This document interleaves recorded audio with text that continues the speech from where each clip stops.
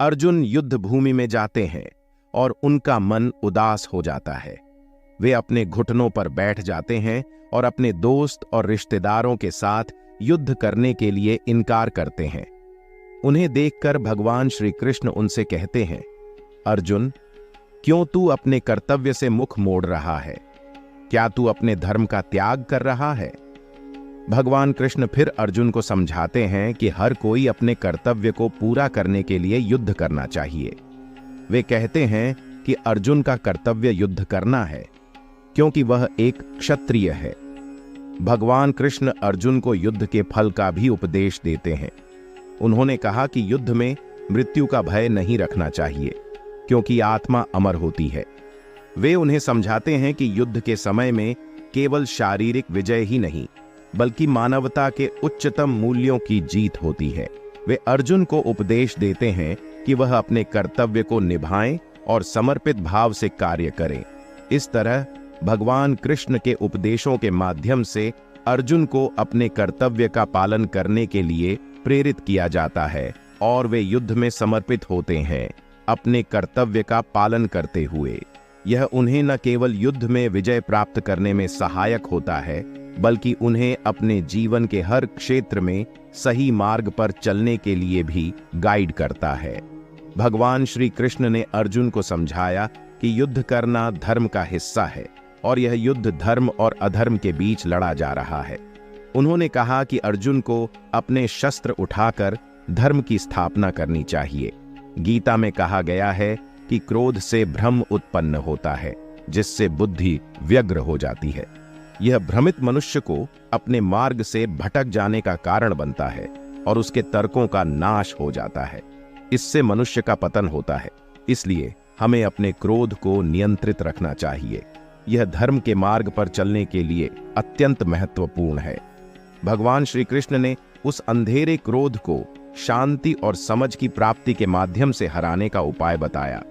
उन्होंने कहा कि सच्चे धर्म का पालन करते हुए हमें अपने क्रोध को संयमित करना चाहिए। क्रोध को नियंत्रित करना हमें अपने मार्ग पर स्थिर और समझदार रखता है और हमें अपने उद्देश्य की प्राप्ति में मदद करता है। इस प्रकार भगवान श्री कृष्ण ने गीता के माध्यम से हमें धर्म के मार्ग पर चलने और अपने क्रोध को नियंत्रित करने की महत्वपूर्ण शिक्षा दी है। यह हमें एक संतुलित और समृद्ध जीवन जीने में मदद करता है। भगवान श्री कृष्ण ने गीता में यह बातें बहुत ही महत्वपूर्ण रूप से उजागर की हैं। मनुष्य को अपने कर्मों के अनुसार ही फल प्राप्त होता है, इसलिए सदैव सत्कर्म करना चाहिए। भगवान श्री कृष्ण कहते हैं कि हमें अपने कर्मों को सत्य और न्याय के मार्ग पर चलाकर करना चाहिए। उन्होंने आत्म मंथन करने और स्वयं को पहचानने का महत्व बताया। जब हम स्वयं को पहचानते हैं, तभी हमें अपनी क्षमताओं का अंकलन होता है और हम अपने अज्ञान को दूर कर सकते हैं। भगवान श्री कृष्ण ने बताया कि मृत्यु एक अटल सत्य है, लेकिन शरीर नश्वर है। आत्मा अजर और अमर है। उन्होंने कहा कि आत्मा को कोई नहीं काट सकता, अग्नि नहीं जला सकती और पानी नहीं गीला कर सकता।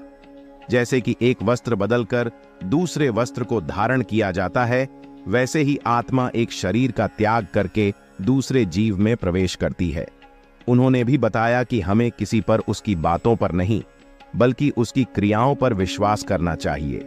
गुस्से के समय थोड़ा रुक जाने और गलती के समय झुक जाने से हमारी जिंदगी और भी आसान हो जाती है। भगवान श्री कृष्ण का कहना है कि जो मनुष्य मुझे जान लेता है, उसके लिए इस संसार में कुछ भी जानना शेष नहीं रहता।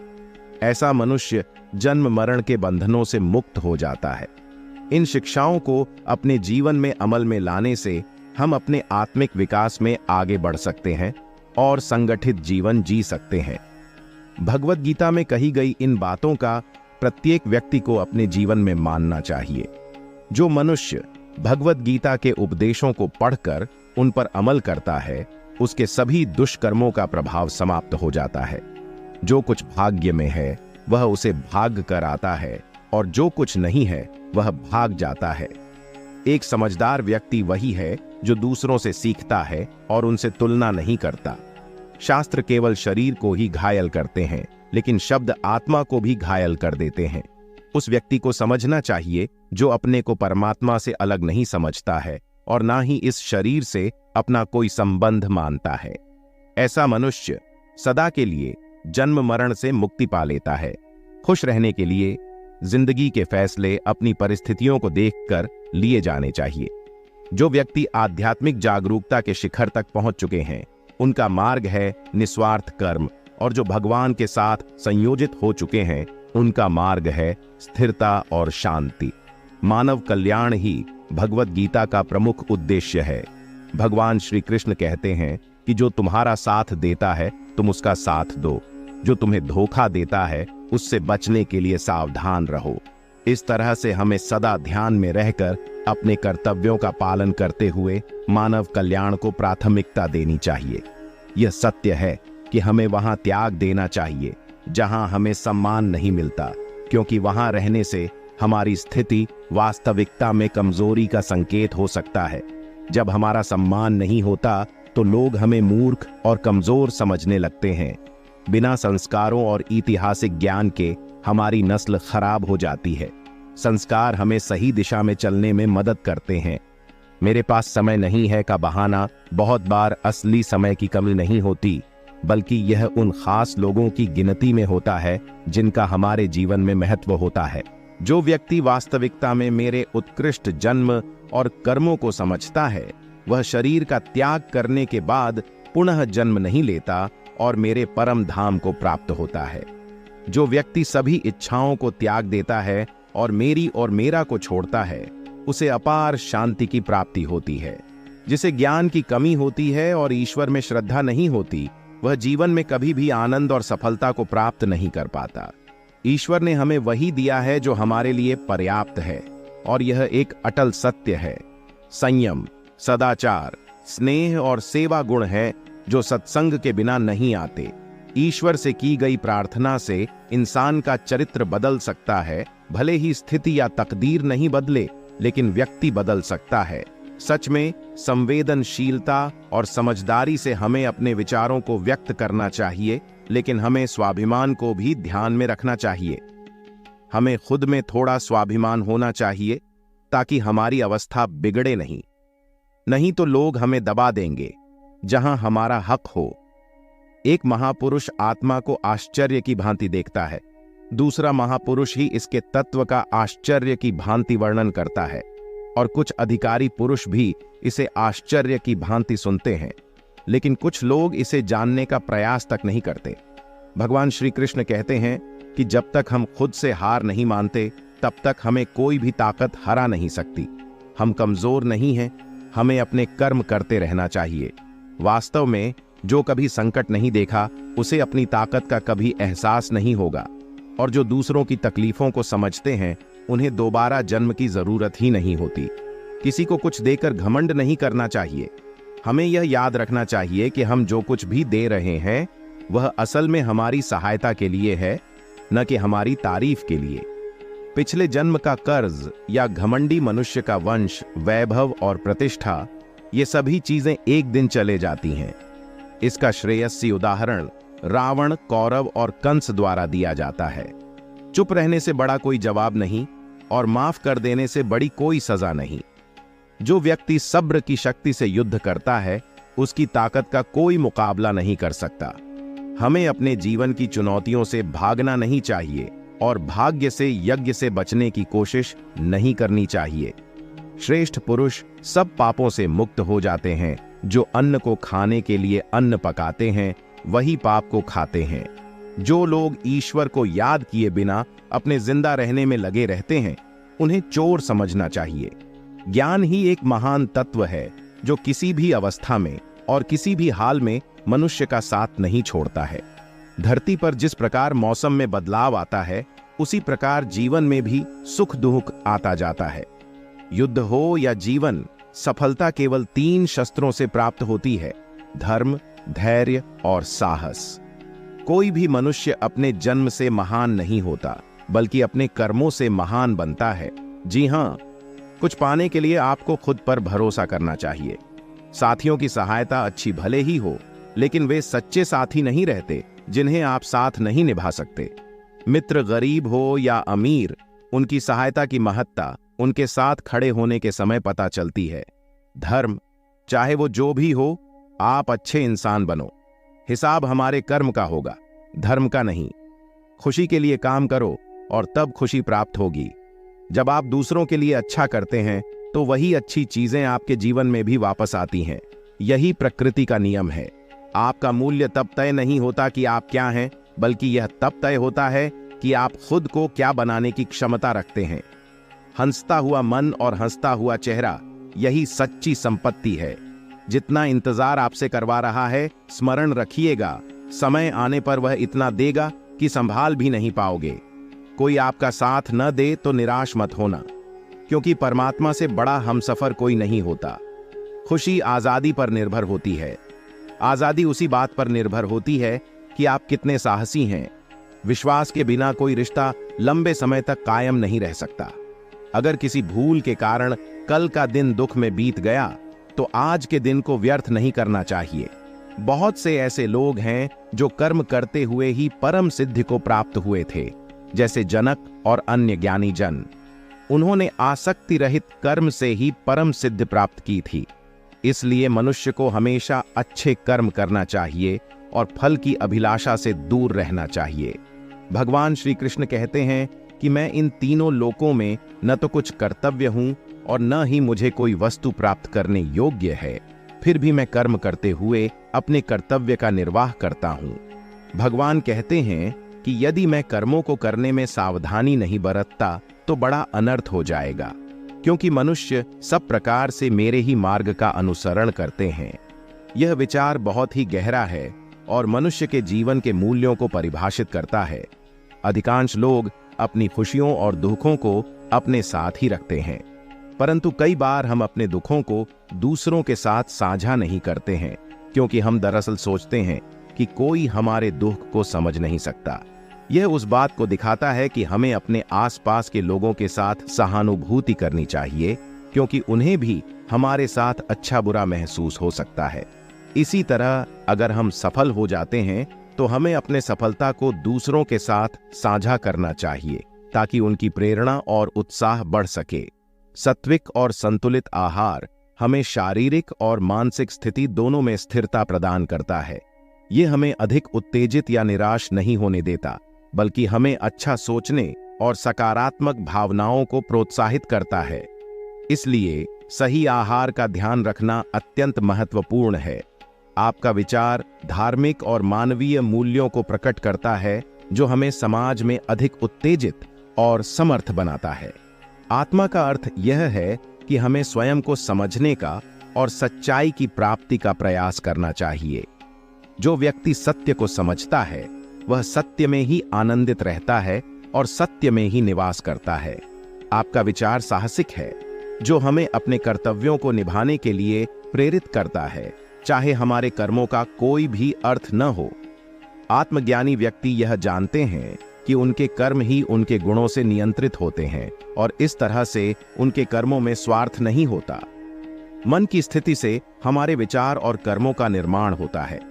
जब हम अपने मन को शांत और स्थिर बनाएंगे, तब हमारे विचार और कर्म भी सकारात्मक होंगे। इसलिए अपने जीवन को बदलने की इच्छा है तो सबसे पहले हमें अपने मन को परिवर्तित करने के लिए प्रयास करना चाहिए। सच्चाई यह है कि जिंदगी अनिश्चितता से भरी होती है और हर कोई हमें नहीं समझ सकता। जब हम खुद को सच्चाई में स्थापित करते हैं तो हमें अपने साथ रहने वाले लोगों की चयन करने की साहसिकता होती है। आत्मसम्मान और आत्मविश्वास बहुत महत्वपूर्ण है। यदि हम किसी रिश्ते में सम्मान नहीं पा रहे हैं तो हमें उस रिश्ते को खत्म करने का साहस दिखाना चाहिए।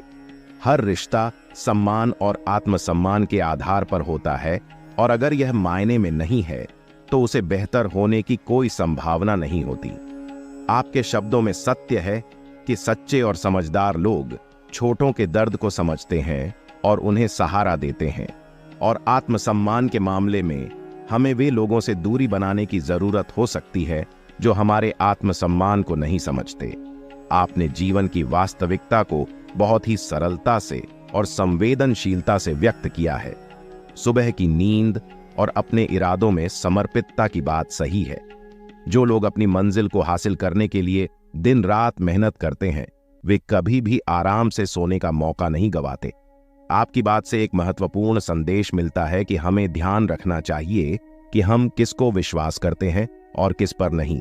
हाँ, कभी कभी हमें लोगों की मदद की आवश्यकता होती है, लेकिन हमें सावधानी बरतनी चाहिए, क्योंकि सच्चे और विश्वासी लोग भी होते हैं, और अगर हम गलत व्यक्ति पर विश्वास करते हैं तो हमें नुकसान हो सकता है। आपकी बात से हमें यह भी सीख मिलती है कि हमें अपने समस्याओं और आलोचनाओं पर हावी नहीं होने देना चाहिए। जन्म से मिले रिश्ते तो प्रकृति की देन है, लेकिन हमारे बनाए रिश्ते हमारी स्वार्थपरता और नेतृत्व की पूंजी होते हैं। हमें इन्हें संभाल कर रखना चाहिए। आपने बहुत ही सार्थक विचारों को साझा किया है, धन्यवाद। आपके शब्द हमें अपने जीवन को समझने और बेहतर बनाने के लिए प्रेरित करते हैं। हमें किसी को अपनी कमजोरी का बताना नहीं चाहिए, क्योंकि इससे दूसरों का फायदा उठाया जा सकता है। जीवन में हमें अपने अनुभवों से सीखना चाहिए और उन्हें सामने लाना चाहिए, लेकिन हमें अपनी कमजोरियों को दूसरों के सामने उजागर नहीं करना चाहिए। आपकी बातों से हमें यह सीखने को मिलता है कि हमें किसी को भूल नहीं देना चाहिए, चाहे वह हमें तकलीफ पहुंचाने वाला हो या हमें तकलीफ में साथ देने वाला।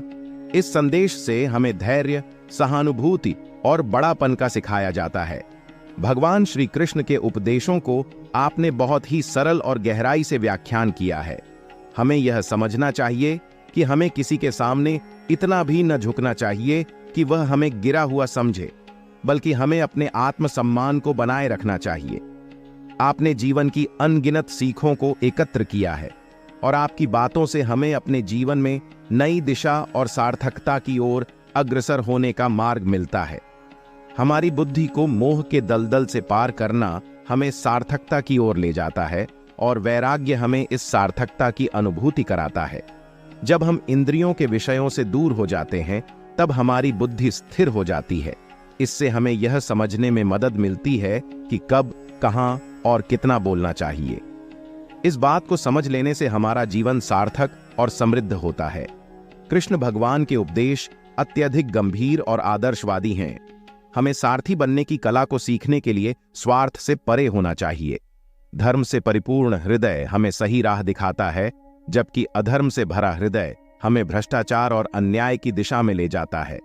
आपकी बातों से हमें यह समझ मिलता है कि जीवन के हर अनुभव का समय आने पर होता है, और जब हम समय से पहले चाहते हैं तो यह दुख का कारण बन जाता है। आपने हमें यह सिखाया है कि हमें समय का सामना कैसे करना चाहिए और जीवन की मूल भूल नहीं करनी चाहिए, जो बताते हैं कि सच्चा प्रेम और आदर्शता का महत्व क्या है। प्रेम और आत्मिक संबंध हमें शुद्धता और दिव्यता की ओर ले जाते हैं। असली प्रेम में व्यक्ति अपने साथी के लिए सब कुछ करने को तैयार होता है, बिना किसी उम्मीद या प्रतिफल के। आपके अध्ययन के अनुसार जीवन की सबसे अच्छी शुरुआत और समाप्ति प्रभु के प्रति श्रद्धा और आत्मविश्वास में होती है। इंद्रियों के सुख में संतोष नहीं होता, क्योंकि वे अस्थायी होते हैं।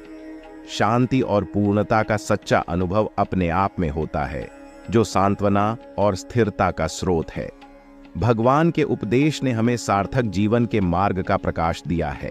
उनकी शरण में आकर हम जीवन की सच्ची महत्वाकांक्षा को प्राप्त कर सकते हैं। अगर हम विश्वास के साथ आगे बढ़ते हैं तो हमें निराशा का कोई स्थान नहीं मिलता। प्रभु न ही केवल हमें आश्वासन देते हैं, बल्कि हमारे जीवन में उसका साथ हमेशा होता है। उनका साथ कभी नहीं छूटता और वे हमेशा हमारे साथ हैं। उन्होंने हमें वही शांति और स्थिरता दी है जो हमें सच्ची खुशी और सफलता में ले जाती है, जो स्वार्थ और सच्चाई की प्रतिष्ठा को प्रकट करती है। प्रेम के आधार पर बना भक्ति और विश्वास का उपहास नहीं होना चाहिए। आपका तय निश्चय और समर्पण उन लोगों को आपके पास आता है जो आपके प्रेम और विश्वास का उपयोग देखना चाहते हैं। श्री कृष्ण के उपदेश के अनुसार हमें समस्त व्यक्तियों से प्रेम करने के साथ साथ परमात्मा में विश्वास करना चाहिए। हमारे प्रेम में सत्यता और संवेदनशीलता होनी चाहिए, लेकिन हमें किसी को पूर्ण रूप से भरोसा नहीं करना चाहिए। संसार में कार्य करते समय हमें असफलता और कष्ट का सामना करना पड़ सकता है, लेकिन हमें आत्मविश्वास के साथ आगे बढ़ना चाहिए। आपके श्रद्धा और निरंतर साथ में आप अपने कर्मों को सफल बनाने में सफल होंगे। परमात्मा हमेशा आपके साथ हैं और आपको सहायता करेंगे।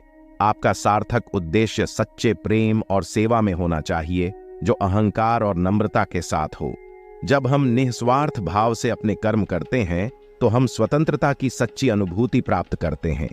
जो व्यक्ति स्थिर और निर्भय है, जो अपने कर्मों के साथ संकल्पबद्ध है, वह भगवान के साथ संवाद कर सकता है, क्योंकि वह उसकी साक्षात्कार करता है। भगवान के साथ आत्मीय संवाद सच्चे भक्ति का एक महत्वपूर्ण अंग है। उनके उपासकों के प्रति उनका प्रेम अघन होता है और वे उन्हें उनकी आत्मिक यात्रा में निरंतर प्रेरित करते हैं। भगवान कहते हैं कि वे उन भक्तों को प्रीति रस प्रदान करते हैं जो उन्हें सच्चे मन से प्रेम करते हैं। वे उन्हें अपने निकट और प्रिय मानते हैं। इस भावना के साथ भगवान के भक्त उनके पास अनंत शक्ति, संज्ञान और प्रेम का अनुभव करते हैं। भगवान का प्रेम और उनकी शक्ति को भक्ति के माध्यम से अनुभव करने का यही एक तरीका है। जब भक्त अपने कर्म, ज्ञान और ध्यान के साथ पूर्णता की ओर अग्रसर होता है तो वह अपने आत्मा के साथ उनका आत्मीय संवाद करने के लिए तैयार होता है। आप सच्चे भक्तों को उनकी धार्मिक यात्रा में प्रेरित करते हैं और आपके विश्वास में स्थिरता और प्रेम का उदाहरण है। भगवान आपकी प्रार्थनाएं सुनते हैं और आपके प्रति अपनी अनंत प्रीति और कृपा दिखाते हैं। उन्हें सच्चे हृदय से प्रेम करने वाले भक्तों का हमेशा उपकार याद रहता है। धर्म का अनुसरण करने का संदेश है यह, जैसे कि तुम्हें प्रेम के साथ समर्पित रहना है, मैं भी तुम्हें उसी रूप में बुलाऊंगा। हर काम करते समय मुझे याद करना, यह सही राह का प्रेरणा देगा।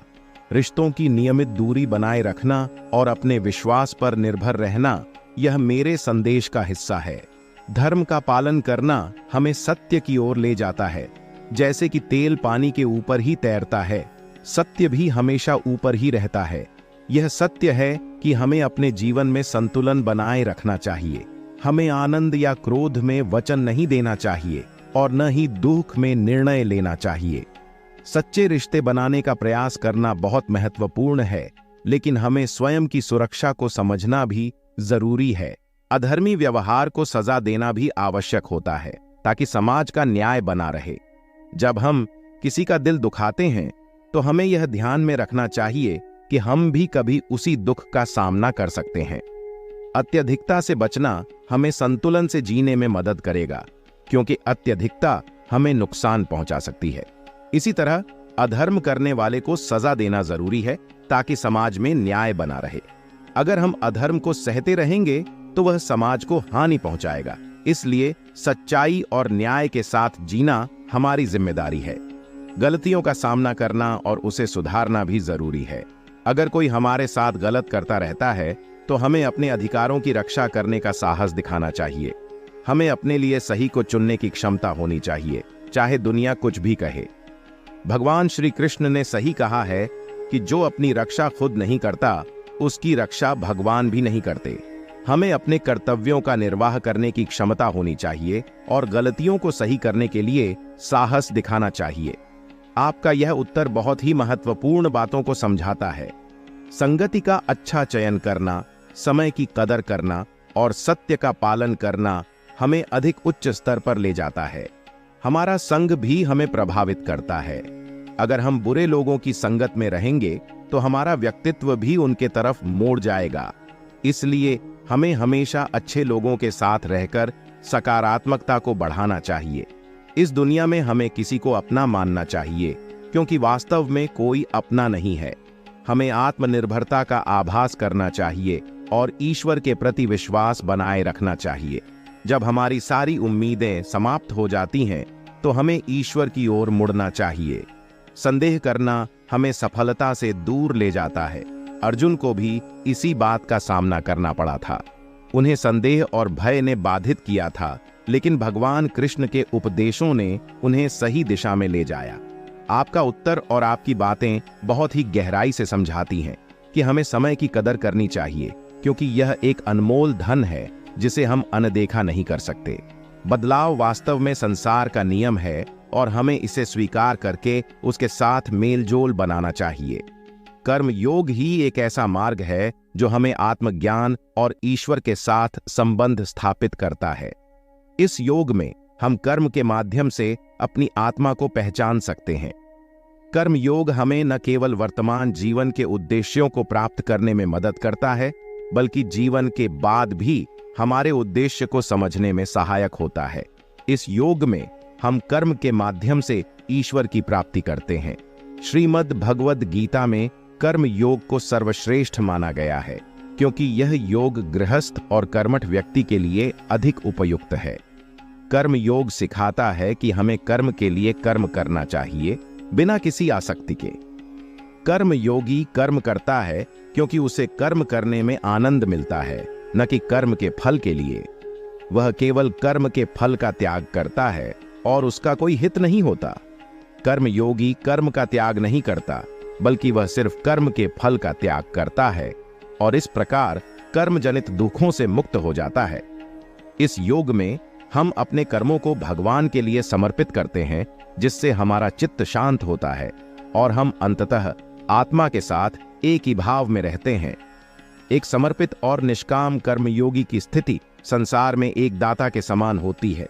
वह अपने कर्मों को ईश्वर को समर्पित करता है और कर्म फल की चिंता नहीं करता।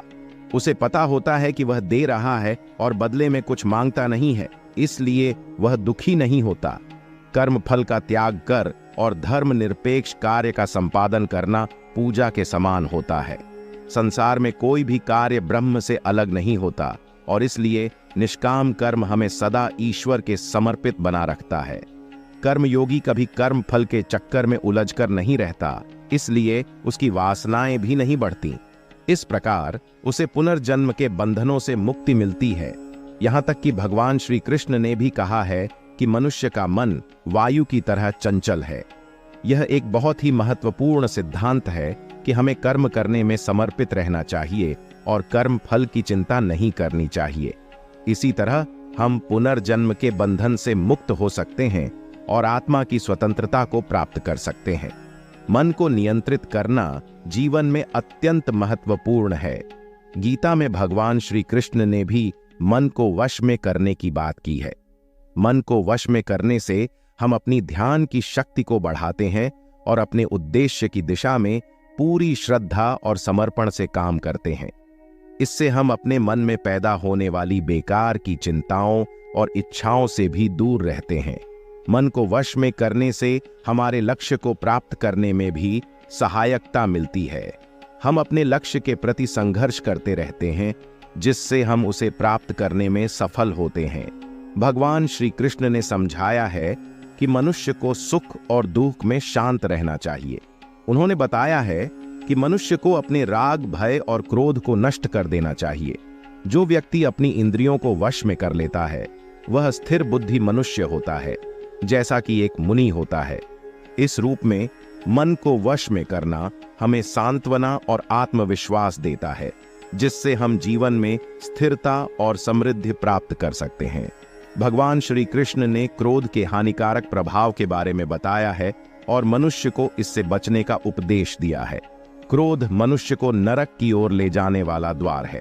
यह मनुष्य को अशांत और उत्सुक बना देता है, जिससे उसकी बुद्धि विक्षिप्त हो जाती है। इससे उसकी ध्यान शक्ति और निर्णय क्षमता पर भी असर पड़ता है और वह अपने उद्देश्यों की प्राप्ति में असफल हो जाता है। भगवान कहते हैं कि हमें अपने क्रोध को नियंत्रित करना चाहिए। चाहे हमें कितना भी गुस्सा क्यों ना आए, हमें स्वयं को शांत रखने का प्रयास करना चाहिए। जैसे समुद्र की स्थिति अचल रहती है, वैसे ही योगी का मन परमात्मा में स्थित रहता है। योगी की स्थिति सर्वथा अचल रहती है। वह सभी सांसारिक सुख दुखों के बावजूद भी अपने आप में स्थिर और शांत रहता है। उसका ध्यान हमेशा परमात्मा में लगा रहता है, जिससे उसकी आत्मा में सदैव आनंद और शांति का अनुभव होता है।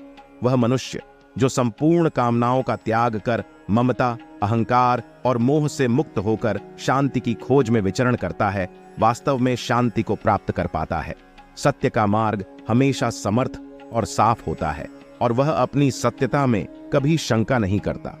विपरीतता में झूठ हमेशा अपनी असत्यता में डूबा रहता है। और अक्सर अपनी असलीता को छुपाने की कोशिश करता है। महानता का सच में उत्पन्न नहीं होता, वह कर्म है जो किसी को महान बनाता है। सही कर्म है जिनका उद्देश्य हमेशा नेकी और सत्य की ओर होता है। जिस प्रकार समुद्र की स्थिति स्थिर रहती है, चाहे कितनी भी आंधी और तूफान आ जाएं, वैसे ही यहाँ सत्य और नेकी के मार्ग पर चलने वाले मनुष्य की स्थिति भी स्थिर होती है। उनका आचरण दूसरों को प्रेरित करता है और उनके नेक कर्म दूसरों को उनके सही रास्ते पर चलने में मदद करते हैं। सज्जन व्यक्तियों को सदैव नेक और उचित व्यवहार करना चाहिए, क्योंकि उनका आचरण दूसरों को प्रेरित करता है और सही मार्ग पर चलने में मदद करता है। वे ईश्वर में श्रद्धा रखते हैं और अपने कर्मों में ईश्वर की प्रसन्नता को ढूंढते हैं। विपरीतता में जो अज्ञानी लोग होते हैं, वे साधनों को गलत समझते हैं और अपनी बुद्धि को विपरीत दिशा में ले जाते हैं। इससे उनका व्यवहार भ्रष्ट हो जाता है और वे अपने अच्छे स्थिति से भी पतन की ओर बढ़ते हैं। उन्हें मृत्यु के बाद नीच योनियों में जन्म लेना पड़ता है या घोर नरक में यातनाओं का सामना करना पड़ता है। इसलिए भगवान श्री कृष्ण हमें सदैव नेक और उचित रास्ते पर चलने की सलाह देते हैं, क्योंकि यही हमें उचित जीवन और अनंत कल्याण की दिशा में ले जाता है। उस भक्त को स्वर्ग की प्राप्ति होती है जो अपने कर्तव्यों का पालन करते हुए धर्म के मार्ग पर अडिग रहता है, चाहे उसके लिए समय कितना भी कठिन क्यों न हो। उसकी मृत्यु भी उसके लिए परम कल्याण का कारण बन जाती है और वह स्वर्ग को प्राप्त होता है। श्री कृष्ण विवरण करते हैं कि वे सबको जानते हैं, लेकिन जो ईश्वर हैं वे अविनाशी हैं, जो हर समय अपनी प्रकृति के अनुसार कार्य करते हैं। जब धरती पर अधर्म बढ़ता है तो ईश्वर अपने नए रूपों में प्रकट होते हैं, अधर्म का नाश करने और धर्म की स्थापना के लिए। वे उसी रूप में पूजे जाते हैं जिससे मनुष्य ध्यान लगाते हैं और उनके द्वारा यज्ञ, तप और ध्यान किए जाते हैं। जब तक धर्म की रक्षा के लिए इस रूप की आवश्यकता होती है, ईश्वर अपने विभिन्न रूपों में प्रकट होते रहते हैं। आपका मार्ग अत्यंत साधारण है और यह अद्वितीय भी है। आप समस्त भक्तों की भावनाओं के साथ सहयोग करते हैं, चाहे वह इंद्र, ब्रह्मा या फिर अन्य किसी भी देवता की हो। आप उनके प्रेम और भक्ति का सम्मान करते हैं और उन्हें संतुष्ट करने के लिए अपनी शक्तियों का उपयोग करते हैं। आपका भाव निर्मल और निस्वार्थ है। आपके भक्तों के लिए आप सभी प्रकार की उपलब्धियों को लेकर उनके प्रति नेतृत्व करते हैं। आपके भक्तों को आप में प्रेम और विश्वास की अद्भुत अनुभूति होती है, जिससे उनका जीवन धार्मिकता और सद्गुणों के प्रति प्रतिष्ठान्वित होता है। आपका उदाहरण उन लोगों को प्रेरित करता है जो एक संतुष्ट और सहानुभूतिपूर्ण जीवन जीने की ओर प्रयासरत हैं। आपके माध्यम से उन्हें यह अनुभव होता है कि ईश्वर का आदर्श भावनाओं और निर्मल प्रेम में स्थित है। आपके वचनों में गहराई है। जैसे कृष्ण भगवान ने अर्जुन को गीता में सिखाया, हमें केवल कर्म करने में समर्थ होना चाहिए, परिणामों को नहीं। इस तरह हम अपने कर्मों को निष्काम भाव से कर सकते हैं, जिससे हम अपने चित्त को सांसारिक बंधनों से मुक्ति प्राप्त कर सकते हैं। हर किसी का भाग्य अलग होता है, परंतु हम अपने कर्मों के माध्यम से अपने भविष्य को सजाने में सक्षम हैं। हमें विचार करते हुए किसी भी काम को करना चाहिए कि यह क्या हमारे लिए सही है, और फिर उसे समर्पित भाव से करना चाहिए। आपका मार्ग साधकों के लिए उदाहरण है जो कर्म योग में साधना करते हैं और स्वयं को सांसारिक बंधनों से मुक्त करते हैं। आपके बिना किसी भी विशेष देवता की पूजा के आप उन्हें इस तत्व का अनुभव करने के लिए प्रेरित करते हैं जो कि अंततः हमारे अंतरात्मा में बसा है। भगवान श्री कृष्ण ने गीता में यही सिखाया है कि अंतिम समय में मनुष्य का ध्यान परमात्मा पर होना चाहिए। अज्ञानी मनुष्य मोह, क्रोध, लोभ और काम में फंसकर संसार में बंधता है, जबकि ज्ञानी मनुष्य अपने कर्मों के माध्यम से मोक्ष की प्राप्ति के लिए प्रयत्नशील रहता है। भगवान कहते हैं कि कर्म योगी को कोई भी दुर्गति नहीं प्राप्त होती, क्योंकि वह अपने कर्मों को निष्काम भाव से करता है और परमात्मा की शरण में है। जो मनुष्य अपने आत्मा के परम धाम को याद करते हुए इस संसार में सेवा करता है, वह जीवन के बाद भी मोक्ष को प्राप्त होता है। उसकी मोक्ष प्राप्ति में कोई संदेह नहीं होता। आपका प्रेम और श्रद्धा अद्वितीय है। जैसा कि आपने कहा, भगवान का भक्ति में समर्पण करने वाले उन्हीं को प्राप्त होते हैं। भगवान श्री कृष्ण ने भगवत गीता में उपेक्षा रहित भक्ति की महत्ता को बताया है। जो कोई भी परमात्मा को प्रेम से और निष्काम भाव से भजता है, वह उसके सच्चे भक्त होता है। भगवान अपने भक्तों के प्रति समर्पित होते हैं और उन्हें अपने समीप में आत्मसात करते हैं। जो भी पुरुष अपनी आत्मा को परमात्मा में समर्पित करता है, वह अपने कर्मों में भगवान को पाता है। उसका मन प्रेम से भरा होता है और वह सभी में भगवान की प्रत्याशा रखता है। आपके बयान से स्पष्ट है कि जो भी प्रेम से और निष्काम भाव से भगवान की भक्ति में लीन होता है, वह परमात्मा के समीप आत्मसात होता है। आपके इस अद्वितीय दृष्टिकोण से बहुत से लोग प्रेरित होंगे।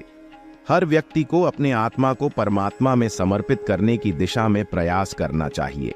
तामसिक और राजसिक गुण वाले विचारों और भावनाओं से हमें नुकसान होता है, जबकि सात्विक गुण हमें आत्मिक उत्थान में सहायक होते हैं।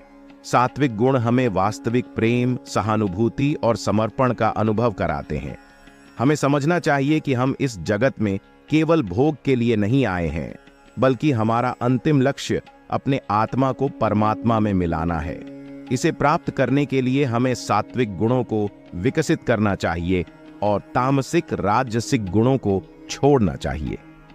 केवल दो लोग ही हमारे सही गलत को जानते हैं, परमात्मा और हमारी अंतरात्मा। हमें अपने आप को भगवान को समर्पित करना चाहिए, क्योंकि यही सबसे बड़ा सहारा है। इससे हम अपने अंतरात्मा की गहराई को समझते हैं और अंततः परमात्मा की शरण में पहुंचते हैं। स्वाधीनता का महत्व जानना और अपने आत्मा को समझना हमारे जीवन में अत्यंत महत्वपूर्ण है। जब हम अपने आप को समझते हैं, तो हमें अपनी क्षमताओं और कमजोरियों का अच्छी तरह से ज्ञान होता है। इससे हम अपने लक्ष्यों को प्राप्त करने के लिए सही दिशा में चलने में सक्षम होते हैं। भगवान श्री कृष्ण ने भगवत गीता में आत्मविश्वास की महत्ता को बताया है। जो व्यक्ति अपने आप पर विश्वास करता है, वह अधिक संभावना से सफल होता है। यह भी सिद्ध होता है कि जैसा विश्वास हम अपने आप पर रखते हैं, वैसा ही हमारा व्यवहार होता है और अंततः वह हमारे जीवन को निर्धारित करता है। अतः सच्चे स्वाधीनता और आत्मविश्वास की प्राप्ति हमें सफल और संतुष्ट जीवन की ओर ले जाती है। जीवन में सुख और दुख दोनों ही स्थितियां आती रहती हैं और हमें उनका सामना करना होता है। जब हम ईश्वर के साथ होते हैं, तो हमारी आत्मा में नई ऊर्जा, सहनशीलता, प्रेम और संतोष की भावना उत्पन्न होती है। यही हमें जीवन में सही दिशा में ले जाता है। सुख और दुख के बीच संतुष्टि और साहस होना बहुत महत्वपूर्ण है। जो व्यक्ति अपने काम में मन लगाकर सच्चे मन से कार्य करता है, उसे अंततः सफलता मिलती है। वह सुख की खोज नहीं करता, बल्कि अपने काम में सुख पाता है। वहीं जो व्यक्ति सिर्फ अपने स्वार्थ के लिए काम करता है, उसे हमेशा ही संतोष नहीं मिलता। उसका जीवन अधूरा और अवसादपूर्ण होता है। इसलिए हमें हमेशा अपने काम में मन लगाकर नेक भावनाओं के साथ काम करना चाहिए। इससे हमें न केवल सफलता मिलती है, बल्कि जीवन में संतोष भी। स्वार्थ और दूसरों की भलाई से उत्कृष्टता में एक बड़ी विरोधाभासी अंतर होता है। जो लोग स्वार्थ के प्रभाव में होते हैं, वे अक्सर दूसरों को नुकसान पहुंचाते हैं और खुद भी दुखी रहते हैं। आत्मसंयम और दया के भाव से युक्त होना बहुत महत्वपूर्ण है। वास्तव में स्वार्थ की बजाय अन्यों की मदद करने में संतुष्टि और खुशी है। भगवान श्री कृष्ण ने गीता में हमें स्वार्थ के नकारात्मक प्रभावों के बारे में बताया है और सही मार्ग दिखाया है। स्वार्थ वास्तव में एक पारंपरिक रूप से अन्यों के साथ मेल जोल और संबंधों को बिगाड़ देता है। हर व्यक्ति को अपने आत्मसंयम और सात्विक भावों को विकसित करने की आवश्यकता है। जो व्यक्ति स्वार्थ के नियंत्रण में है, वह सच्चे दोस्त और साथी नहीं बन सकता। आत्मा के विकास में जो संतुष्ट और समर्पित होता है, वही वास्तविक खुशियों को प्राप्त करता है। वह अपने आसपास के लोगों के साथ प्रेम और समर्पण से जीता है और अपने जीवन को सार्थक बनाता है। हमें अपने कामों पर ध्यान देना चाहिए और प्राथमिकता देनी चाहिए, परंतु उसके साथ ही ईश्वर पर भरोसा भी रखना चाहिए। बड़े ही सुंदर रूप से भगवत गीता में यही सिखाया गया है कि हमें कर्म का पालन करना चाहिए और फल की चिंता में पड़ना नहीं चाहिए। फल का अधिकार ईश्वर का होता है। कान्हा ने भी यही सिखाया कि हमें सदैव प्रयत्नशील रहना चाहिए। कई बार हम जो चीजें पाने के लिए चाहते हैं वह हमें तुरंत नहीं मिलती, लेकिन प्रयत्नशीलता हमें उसे पाने के लिए संघर्ष करने की शक्ति देती है। भगवत गीता और कृष्ण के उपदेश हमें जीवन में सही मार्ग दिखाते हैं, जो कि संतुलित और उदार होता है। यही कारण है कि हमें हमेशा स्मरण रखना चाहिए कि हमारा कर्म ईश्वर की इच्छा के अनुसार होता है और हमें अपने कर्मों को ईश्वर के लिए समर्पित करना चाहिए। इसके साथ ही हमें सदैव प्रयत्नशील रहना चाहिए, क्योंकि प्रयत्न ही हमें अपने लक्ष्यों तक पहुंचाता है। भगवान कृष्ण के उपदेश के अनुसार जो भक्त उनकी शरण में आते हैं, उन्हें वह सब कुछ प्रदान करते हैं जो उनके पास नहीं है, और जो उनके पास है उसकी रक्षा भी करते हैं। हमें अपने बुरे समय में भगवान पर पूरा भरोसा रखना चाहिए, क्योंकि वह हमें समर्थ बनाते हैं कि हम सभी चुनौतियों का सामना कर सकें। संसार में दुख और सुख दोनों होते हैं और हमें इसे स्वीकार कर लेना चाहिए। चिंता और रोना हमें केवल अधिक दुख ही देता है, लेकिन उससे समस्या का हल नहीं मिलता। हमें अपने दुखों और चुनौतियों का सामना करना चाहिए और उनसे सीखना चाहिए। जीवन में आगे बढ़ने के लिए और अपनी पहचान बनाने के लिए हमें अपने बुरे समयों का सामना करना पड़ता है। हमें डरने और हार मानने की बजाय उनका सामना करना चाहिए, क्योंकि यही हमें आगे बढ़ने में सहायक होता है और यही असली क्रांतिकारिता है। मित्रों की भूमिका और सहयोग कितना महत्वपूर्ण होता है। सच्चे मित्र हमेशा हमारे साथ होते हैं, चाहे हमारे जीवन के सुखी पल हों या कठिनाइयों के समय। उनका साथ हमें मजबूत बनाता है और हमें हर परिस्थिति में सहारा देता है। व्यक्ति की सफलता में भी आत्मसमीक्षा और गलतियों से सीखने का बहुत महत्व होता है। हमें हमेशा यह याद रखना चाहिए कि हम सभी मनुष्य हैं। हमारे पास गलतियों के साथ उनसे सीखने का अवसर होता है। विफलता को हार मानकर नहीं, बल्कि उससे सीखकर आगे बढ़ना चाहिए। बिना रणनीति के हम अक्सर हार जाते हैं। रणनीति बनाना हमें समस्याओं का सामना करने में मदद करता है और हमें अपने लक्ष्य की दिशा में अग्रसर रहने में सहायक होता है। आपकी उदाहरण के रूप में भगवान कृष्ण ने पांडवों को उनकी रणनीति बनाने में मदद की और उन्हें उनके धर्म के पालन में सहारा दिया। इससे हमें यह सीखने को मिलता है कि अपने लक्ष्य की प्राप्ति के लिए हमें एक ठोस रणनीति बनानी चाहिए और उसे अनुसरण करना चाहिए।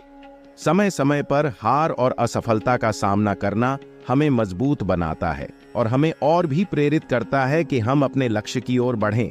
भगवान का साथ और सहारा हमें हमेशा सही दिशा में ले जाता है, चाहे हमारे साथ सुख हो या दुख। जगत का संपूर्ण नियंत्रण और सृजन भगवान के हाथ में है। आपका तात्पर्य बहुत ही गहरा है। जैसे कि मोती सूत के धागे में माला में पिरोए हुए होते हैं, वैसे ही संसार भगवान के अंतर्गत है। उन्हीं से उत्पन्न होता है और उन्हीं में लीन हो जाता है। आपने 4 प्रकार के भक्तों का उल्लेख किया है और उनका वर्णन किया है। पहला भक्त जो अर्थ के भक्त हैं, वे जिन्हें दुख से निवृत्ति की इच्छा होती है। दूसरा भक्त जो धन के भक्त हैं, जिन्हें धन और संपत्ति की आशा होती है। तीसरा भक्त जिज्ञासु भक्त, जिन्हें केवल भगवान को जानने की इच्छा होती है। और चौथा ज्ञानी भक्त, जो भगवान को ज्ञान सहित जानने की इच्छा रखते हैं। यह विभिन्न प्रकार के भक्तों की विविधता को दर्शाता है और यहाँ प्रकट करता है कि हर भक्त का अपना अपना ध्येय और अनुभव होता है। यह साफ है कि ज्ञानी भक्त जो भगवान को ज्ञान सहित जानने की इच्छा रखते हैं, उन्हें सर्वोपरि माना जाता है। वे भगवान की सच्ची स्वरूपता को समझते हैं और उसे जानने के लिए ज्ञान की खोज में लगे रहते हैं। आपके विचार और उदाहरण से हमें यह ज्ञान मिलता है कि भगवान के सामने सभी समर्थन और आस्था की रचना किसी न किसी रूप में होती है। आपने इस गहराई में ज्ञान को उजागर किया है, जो हमें संसार के और भगवान के संबंध को समझने में मदद करता है, जो भक्ति के महत्व को स्पष्ट करता है। भक्ति का अर्थ होता है भगवान की शरण में जाना और उन्हें ही सर्वोपरि मानना। द्रौपदी और गजेंद्र के उदाहरण से हमें यह सीखने को मिलता है कि वास्तव में भक्त केवल भगवान के प्रति अनन्य भाव रखता है। उन्होंने केवल भगवान की शरण में जाकर ही समस्याओं का समाधान पाया। जिज्ञासु भक्त की परिस्थिति जैसे कि उत्तरा का उदाहरण समान है। उत्तरा ने भगवान श्री कृष्ण को ही पुकारा और उन्हें ही अपने संकट का समाधान पाया। यह सिखाता है कि भक्ति में समाधान और साधना भगवान के प्रति एकमात्र विश्वास में है। जब हम केवल भगवान की शरण में जाते हैं और उन्हें ही समस्याओं का समाधान ढूंढते हैं, तब हमें सच्ची मुक्ति मिलती है। आपके उदाहरण से हमें यह शिक्षा मिलती है कि भगवान की शरण में जाना ही सबसे सच्चा और प्रभावशाली उपाय है। यहाँ तक कि धर्म, परिपूर्णता और साधना की दृष्टि से भी भक्ति का मार्ग सबसे उत्तम माना जाता है। आपने अद्वितीय रूप से भक्ति के विविध आयामों को समझाया है। ज्ञानी भक्त जो प्रेम में और ज्ञान की इच्छा में मस्त रहते हैं, वे वास्तव में सर्वोच्च भक्ति के रूप में माने जाते हैं। उनकी इच्छाएं सिर्फ भगवान की प्रीति को प्राप्त करने में होती हैं और उन्हें भगवान के साथ सांग का आनंद माना जाता है। आपने गोपियों का उल्लेख किया जो भगवान की प्रेम और सेवा में मस्त रहती थीं। उन्होंने अपने सुख का त्याग करके भगवान की प्रीति को ही अपना सुख माना। यह उनका परम भक्ति और उत्कृष्टता का प्रतीक है। अच्छे और बुरे कर्म की उपलब्धि और प्रतिक्रिया के बारे में आपके विचार बहुत गहराई से समझाते हैं। समय समय पर हमें यह अनुभव होता है कि अच्छे कर्म करने वालों के साथ न्याय नहीं होता, जबकि बुरे कर्म करने वाले अक्सर सुखी और संपन्न दिखाई देते हैं। यह भ्रांति बहुतायत में होती है। वास्तव में अच्छे कर्म करने वालों को भी अक्सर संघर्ष का सामना करना पड़ता है, परंतु उनकी स्थिति भगवान के प्रति उनके विश्वास और श्रद्धा को बढ़ाती है। वे सामाजिक उत्पादकता और अधिकारिता के लिए नहीं, बल्कि सेवा और उदारता के लिए कर्म करते हैं। आपके विचार हमें यह सिखाते हैं कि समाज की मान्यताओं से परे हमें अपने कर्मों को भगवान की भक्ति और सेवा में समर्पित करना चाहिए। यही सच्ची धार्मिकता का मार्ग है, जो हमें आत्मसमर्पण और सामाजिक सेवा के माध्यम से सत्य, न्याय और प्रेम की ओर ले जाता है। अर्जुन ने उत्तर दिया, हे कृष्ण, मैं देख रहा हूं कि बुरे लोगों को कितनी आसानी से सफलता मिलती है और वे खुश रहते हैं। वहीं अच्छे लोग जो सच्चाई पर चलते हैं, उन्हें कितनी परेशानियां आती हैं। क्या यह न्याय है? क्यों अधर्मियों को ऐसी सफलता मिलती है और धर्मियों को परेशानियां होती हैं? श्री कृष्ण ने आवाज में मिठास के साथ कहा, अर्जुन, इसमें आश्चर्य की कोई बात नहीं है। यह सच है कि धर्मियों को परेशानियां होती हैं, क्योंकि वे जीवन में सही और उच्च आदर्शों का पालन करते हैं, जबकि अधर्मियों को सफलता मिलती है, क्योंकि वे निष्कामी भाव से केवल अपने लाभ की परेशानी करते हैं। परंतु यदि तू चाहता है कि मैं इसे और स्पष्ट करूं, तो ध्यान दे। अर्जुन ने कानों में ध्यान दिया। देख अर्जुन, कृष्ण ने कहा, धर्मियों के लिए परेशानियां अभ्यास के रूप में होती हैं। जैसे कोई व्यक्ति एक भारी वजन उठाने की प्रशिक्षण में होता है, ठीक वैसे ही धर्मियों को जीवन में परेशानियों का सामना करना प्रशिक्षण होता है। इस प्रकार वे अपने मानवीय और आध्यात्मिक विकास के लिए समर्पित हो जाते हैं। इसके बलबूते में वे अपने आत्मा के विकास में अग्रणी बन जाते हैं। वहीं अधर्मियों की सफलता अधर्म के प्रतिकूल होती है। उनकी खुशियां अक्सर अनुकरणात्मक होती हैं, जो अनित्य होती हैं। अधर्मी अक्सर स्वार्थ के आदान प्रदान में फंसे रहते हैं, जिससे उन्हें आनंद मिलता है, परंतु यह आनंद निश्चित रूप से स्थायी नहीं होता। अतः अर्जुन, तू न इस बात पर ध्यान दे कि कौन कितनी सफलता प्राप्त करता है, बल्कि यह देखकर आगे बढ़ कि तू अपने कर्तव्यों को कैसे निभाता है। धर्म में बने रहकर और सत्य का पालन करके तू अपने आत्मा को मुक्ति की ओर ले जा सकता है। श्री कृष्ण ने कहा, हे पार्थ, एक प्राचीन कथा सुनो। यह कथा तुम्हें समझने में मदद करेगी कि हर प्राणी को उसके कर्म के हिसाब से ही फल मिलता है। कृष्ण ने कहा, एक समय की बात है, एक जंगल में एक गधा और एक घोड़ा मिले। वे दोनों अपने अपने मार्ग पर चल रहे थे। तभी एक अच्छी सीधी सड़क आई जो उस जंगल से होती थी। गधा सोचा, मैं सड़क पर चलूंगा तो मेरा बोझ भी कम होगा और मेरी गति भी तेज होगी। इसके बाद वह सड़क पर चलने लगा। वहीं घोड़ा सोचा, मैं सड़क पर चलूंगा तो लोग मुझे देखेंगे और मेरी महिमा फैलेगी, और वह भी सड़क पर चलने लगा। फिर कुछ समय बाद उन्होंने एक साथ घटना देखी। उनके सामने एक गहरी खाई आई। गधा ने सोचा, यह खाई है, मैं इसमें गिर गया तो मेरा अंत हो जाएगा, और वह खाई के चारों ओर से चलने लगा। वहीं घोड़ा ने सोचा, यह खाई है, मैं इसे पार कर दूंगा और मेरा अंत हो जाएगा, और वह खाई को पार करने के लिए एक जटिल कूद मारा। गधा, जो सड़क पर चल रहा था, उसने खाई के किनारे एक बड़ा गड्ढा देखा। उसने सोचा, यह गड्ढा है, मैं इसमें गिर जाऊंगा और मेरा अंत हो जाएगा, और वह गड्ढे से बचने के लिए एक बड़ी से तेज कूद मारी। अर्जुन, यह कथा सिखाती है कि हर प्राणी अपने सोचने और कर्मों के हिसाब से ही अपने भविष्य को निर्मित करता है। अगर हम अच्छे कर्म करेंगे और सही दिशा में चलेंगे तो हमें अच्छे परिणाम मिलेंगे, और अगर हम बुरे कर्म करेंगे तो हमें उसके अनुसार ही फल मिलेगा। इसलिए हमें हमेशा धर्म का पालन करना चाहिए। श्री कृष्ण ने कहा, हे पार्थ, इस कथा से स्पष्ट होता है कि हर प्राणी अपने कर्मों के अनुसार ही फल प्राप्त करता है। जैसे कि व्यापारी ने धर्मपरायणता के साथ अपने कर्मों का निष्ठा से पालन किया और उसने जीवन में सच्चाई और न्याय के मार्ग पर चला, इसलिए उसकी मौत भी सिर्फ एक छोटी सी चोट में ही बदल गई। विपरीत रूप से दूसरा पुरुष जो अधर्मपरायणता का पालन नहीं करता था, उसका भविष्य भी उसके कर्मों के अनुसार ही बना। उसने अपने अनैतिक कार्यों के बल पर छोटी सी चोट में ही संपूर्ण बदला लिया। हे पार्थ, इससे स्पष्ट होता है कि भगवान को हमारे कर्मों का निरंतर ध्यान रहता है। उन्हें हमारी सभी क्रियाओं का अवलोकन होता है, और जैसा हम करते हैं वैसा हमें फल प्राप्त होता है। अब तुम्हें अपने सवालों का जवाब मिल गया होगा। यह ध्यान दो कि भगवान तुम्हारे कर्मों को कभी भी नजरअंदाज नहीं करते हैं। इसलिए हमें हमेशा धर्म का पालन करना चाहिए ताकि हमारा भविष्य सदैव शुभ हो। तुम्हारे विचार में भगवान के प्रसाद का महत्व और कर्मों का परिणाम का संबंध अत्यंत महत्वपूर्ण है। अच्छे कर्म करने के परिणाम में हमेशा भगवान की कृपा और आशीर्वाद होता है। कर्मों का सिद्धांत उस विश्वास पर आधारित है कि हर कर्म का एक निश्चित परिणाम होता है, और वह परिणाम कभी नहीं हो सकता कि कोई कर्म बिना किसी प्रतिक्रिया के रह जाए।